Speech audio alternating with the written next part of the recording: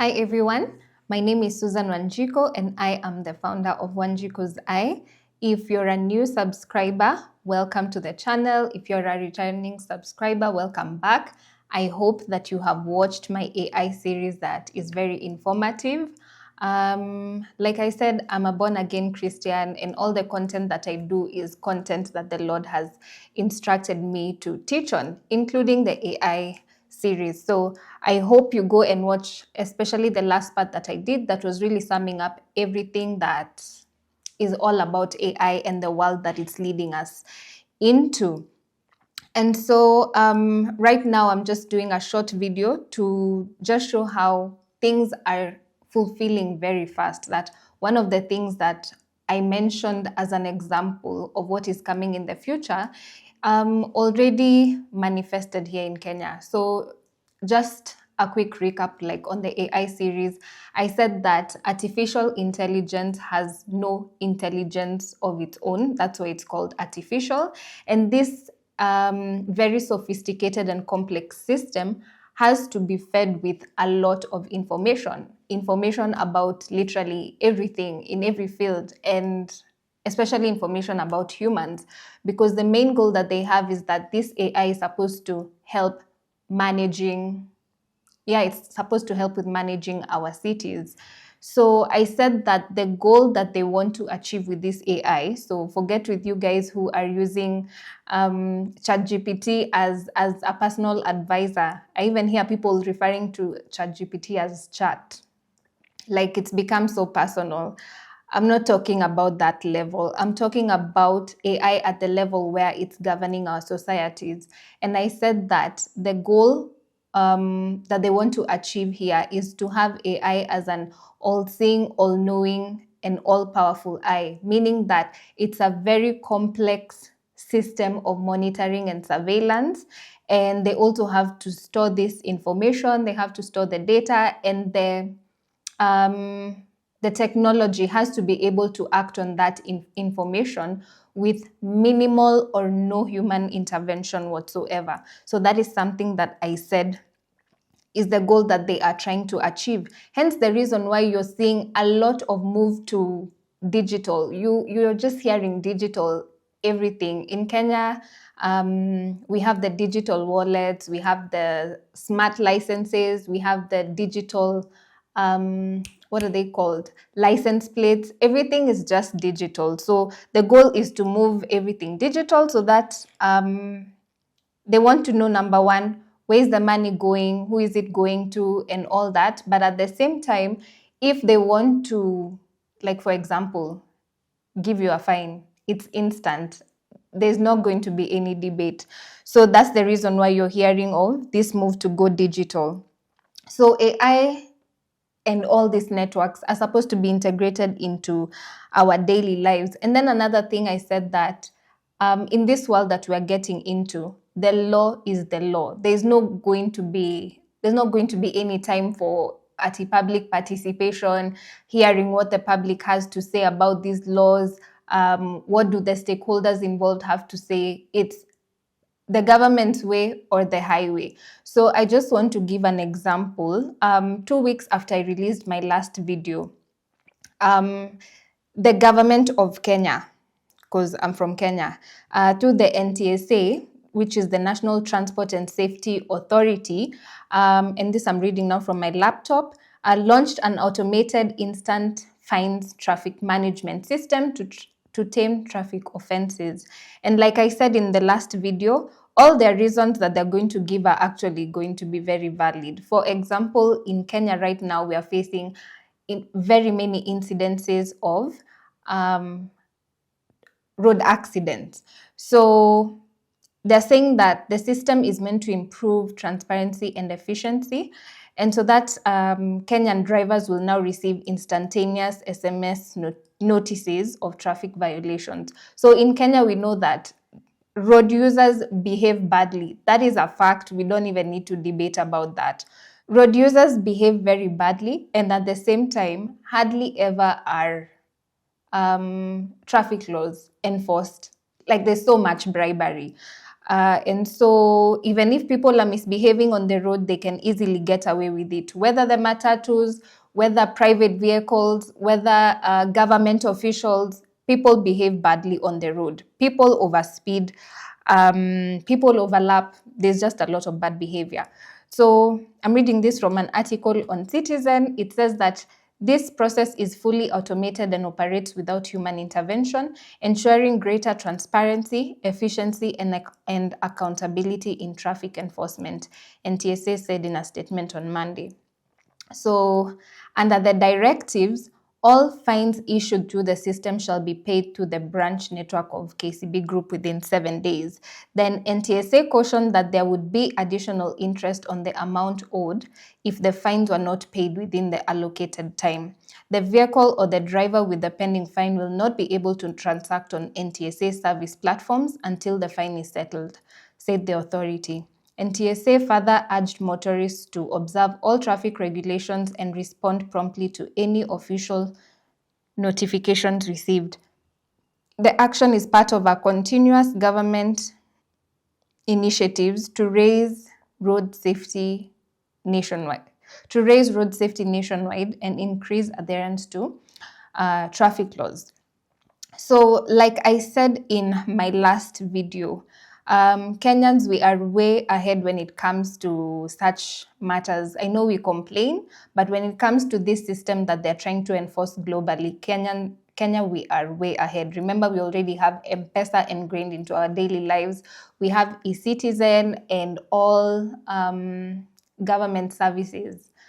You can access all the government services on the e-Citizen platform.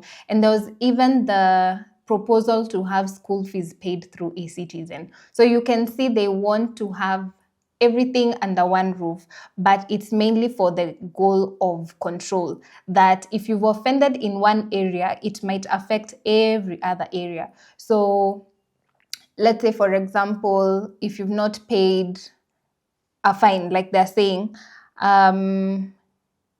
if you don't pay the fine within a certain set date, you might not be able to access, for example, like maybe to get a license to start a business or something. So all these systems are going to be interconnected to make sure that everyone complies with the law. So right now you might be able to get away with things because things are not that interconnected.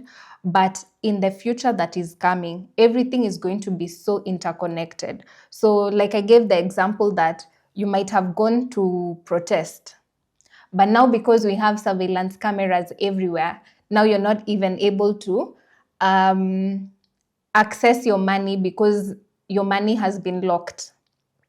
Why? They might say that now you're a terrorist. Remember, at the moment, we have laws that are saying that if you tweet maybe something negative about the government, you could easily be branded a terrorist. There are some youth who I think were either jailed. What I know is that they were taken to court, but I don't know where that case has gotten to right now. But the charges that were placed on them were terrorism charges. So this system that is coming on the world is a system that does not want any opposition. At the time when I'm doing this video, it's 27th March. I don't know how long it's going to take me to edit it. But as I'm doing this video, the NTSA has put a halt now to this instant fine system. Of course, people went to court, and like I said, just like the Huduma number, we managed to stop it, but it's going to come back. Whether it's called Huduma number or right now it's the Maisha number, yeah. We managed to stop the Huduma number. Maisha number is still voluntary at the moment, but eventually digital IDs are going to be mandatory across the world. So likewise, since this instant fine thing didn't go through any public participation, of course, they were taken to court because no one knew that this is what they had in mind. This is what they intended to implement. So they were taken to court, and initially it didn't go through, but as I'm doing this video, it's just a few minutes since they declared that they've suspended this instant fines thing. So I'm going to attach a clip of what I said in one of the videos. I know I said I'd do smaller segments for the 3-hour long video that I did, but I haven't gotten the time. So I'm going to attach what I said regarding this. Yeah, so just make sure you watch the entire video. So thank you so much for watching. Make sure you subscribe, like, and share the channel. Be blessed. And then the final aspect of the kingdom, according to verse 43, is that as you saw the iron mixed with ceramic clay, they will mingle with the seed of men, but they will not adhere to one another, just as the iron does not mix with the clay. And this speaks to cohesion. Now, to understand this, just visualize it. When you have iron and another metal, through chemical processes, the two can be combined to form another useful metal called an alloy.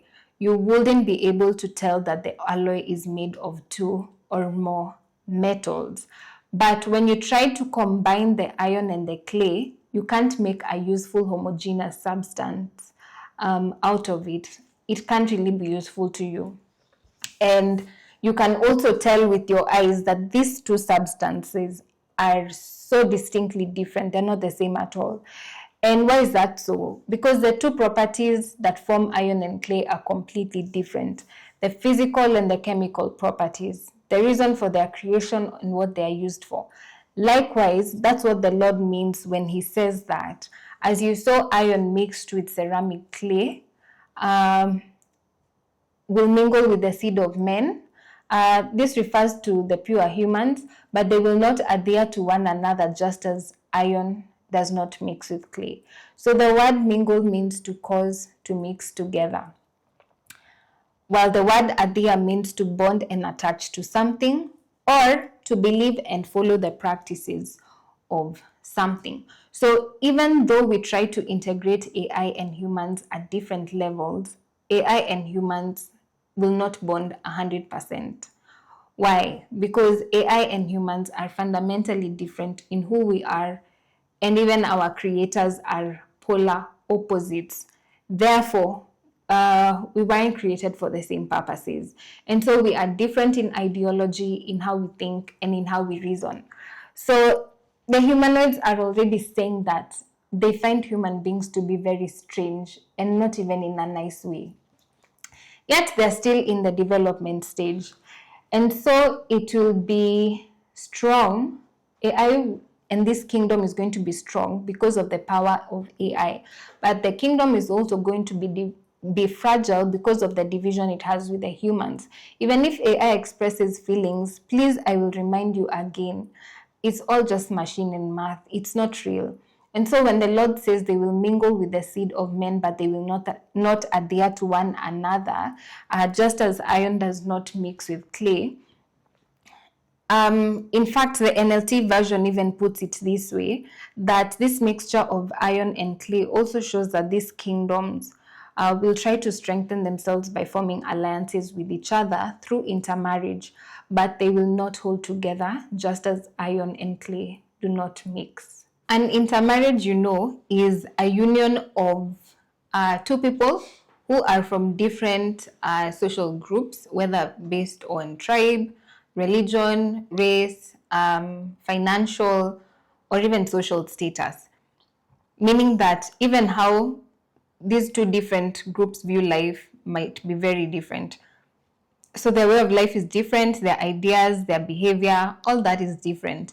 And so what the Lord is saying is that the iron and the clay will have very different ways of thinking, very different ways of doing things, and even very different belief systems. But this mingling and mixing together is not at only one level, but 3. There are 3 levels, and level 1 is just simple automation, robotics and advanced machines. So this is a world where automation is integrated fully into our lives.